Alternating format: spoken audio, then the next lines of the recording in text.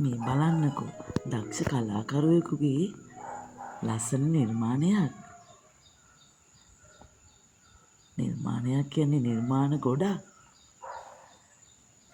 එක එක පෙනුම තියෙන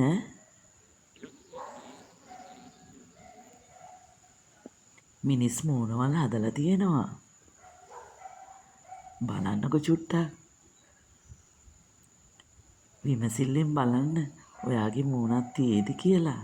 ඉතින් මේ වගේ නිර්මාණ දක්ෂ කලාකරුවෙකුට කරන්න පුළුවන් මේ පරිසරයේ තියෙන ලී, ඒ වගේම ගෙඩි වර්ග, පොල් කටු, පොල් එළි, කොළ වර්ග භාවිතා කරලා මේ වගේ නිර්මාණ කරන්න පුළුවන්.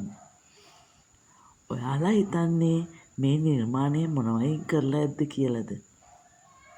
පුළුවන් නම් හොඳින් බලලා මේ නිර්මාණය කළේ මොනවයින්ද කියලා මට කියන්න.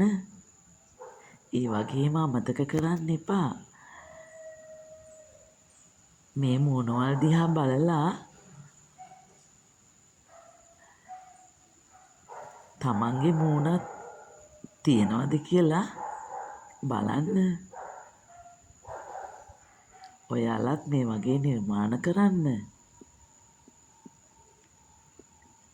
බලන්නකෝ.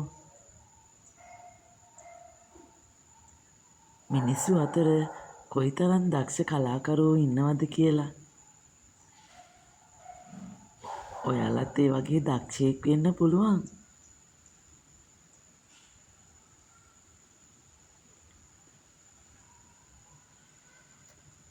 එහෙනම් බලන්නකෝ ඔයාගේ මූණක් තියනවද කියලා.